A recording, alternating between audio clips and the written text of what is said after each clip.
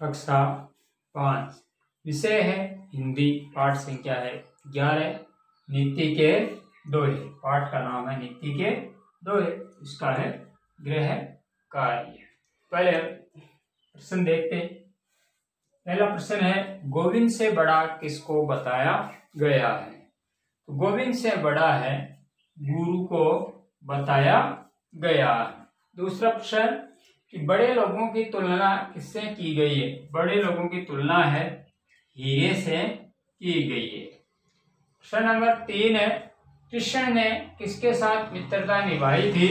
कृष्ण ने सुदामा के साथ में या सुदामा से मित्रता निभाई थी। प्रश्न नंबर 4 है, मुझसे बुरा मुझसा बुरा ने कोई क्यों कहा गया है? इसका उत्तर होगा कि हम सदैव दूसरों में अवगुण देखने की ताक में रहते हैं, लेकिन यदि स्वयं को समझने की कोशिश करें तो हम पाएंगे कि हमसे बुरा दूसरा कोई नहीं है। अतः स्वयं को समझने के उद्देश्य से यह कथन कहा गया है। प्रश्न नंबर 5, गुरु को गोविंद से भी बड़ा क्यों बताया गया है? तो इसका उत्तर होगा कि गोविंद को प्राप्त करने का मार्ग गुरु ही दिखाता है, इसलिए गुरु को गोविंद से बड़ा बताया गया है। यानी गुरु गोविंद को प्राप्त करने का मार्ग गुरु बताता है, इसलिए गुरु को बड़ा बताया गया है। प्रश्न नंबर 6, टूटे से फिर ना जुड़े जुड़े गांठ पड़ जाए का क्या आशय है?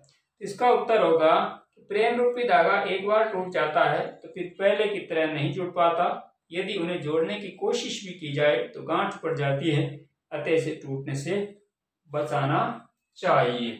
इन प्रश्नों के बाद अब हम नीति के जो दोहे हैं उनका सरलार्थ है उसको देखते हैं, यानी सरलार्थ करते हैं और समझने का प्रयास करते हैं। पहला है कबीरदास जी का कि बुरा तो देखन में चला, बुरा न मिलिया कोई, जो दिल खोजा अपना, मुझसे बुरा कोई। देखन यानी देखने के लिए, मिलिया यानी मिलना, अपना यानी अपना। कबीरदास जी कहते हैं कि जब मैं दुनिया में बुरे व्यक्ति को ढूंढने निकला तो मुझे कोई भी बुरा नहीं दिखाई दिया, लेकिन जब अपने ही दिल की तलाश की तो पाया कि खुद से ज्यादा बुरा कोई नहीं है।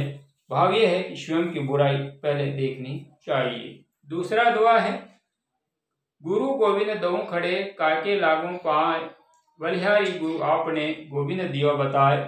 तो गोविंद यानी ईश्वर, दो यानी दोनों, काके यानी किसके, बलिहारी यानी न्योछावर होना, आपने यानी अपने।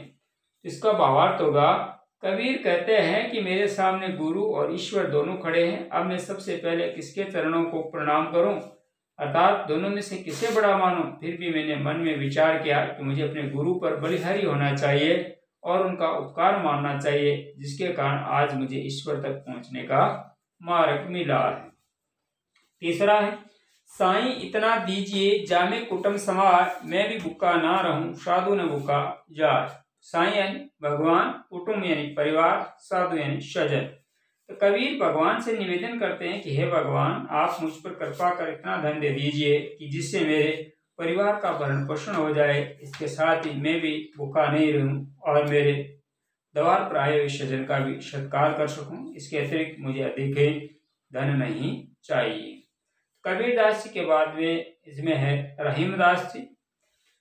तो रहीमदास जी के दोहे, रहीमन धागा प्रेम कार, मत तोड़ो चिटकाए, टूटे से फिर ना जुड़े जुड़े गांठ पड़ जाए। तो रहीमदास जी कहते हैं कि प्रेम रूपी धागे को कभी भी झटका देकर नहीं तोड़ना चाहिए। जिस प्रकार टूटा हुआ धागा जुड़ता नहीं है और यदि जुड़ता भी है तो गांठ पड़ जाती है, इसी प्रकार प्रेम का व्यवहार टूटने पर यदि जुड़ेगा तो मन की गांठ बनी रहेगी। अतः प्रेम रूपी धागे को कभी नहीं तोड़ना चाहिए।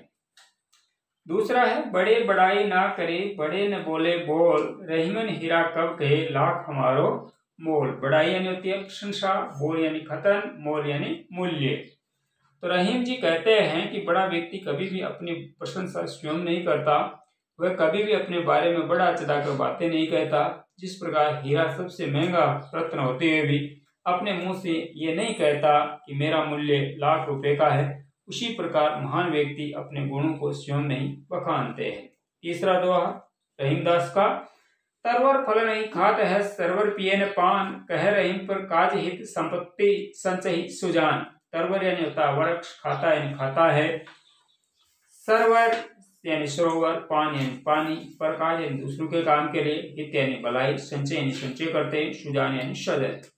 तो कवि रहीम कहते हैं कि वृक्ष कभी भी अपना फल स्वयं नहीं खाते हैं और सरोवर भी अपना जल स्वयं नहीं पीते हैं, वे दूसरों के काम आते हैं। इसी प्रकार सृजन व्यक्ति भी दूसरों के हित के लिए संपत्ति का संचय करते हैं, अर्थात उनके लिए दूसरों की भलाई करना ही प्रमुख लक्ष्य है। चौथा है, जे गरीब पर हित करे ते रहीम बड़ लोग, कहाँ सुदामा बापुरु कृष्ण मिताई जोग। बापुरो यानी ऐसा या बिचारा, मिताई यानी मित्रता, दोस्ती, जोग यानी निभाना। तो कवि रहीम के मतानुसार जो व्यक्ति गरीबों का भला करते हैं, उनके दुख दर्द को समझते हैं, वे ही बड़े लोग कहलाते हैं। जिस प्रकार ऐसा ही मित्र सुदामा के साथ कृष्ण ने मित्रता निभाई थी और उनके दुख दर्द में साथ दिया था, उसी प्रकार बड़े लोग भी गरीबों का ध्यान रखते हैं। यह है कक्षा 5 में पाठ संख्या 11 नीति के 2 है उसका गृह कार्य।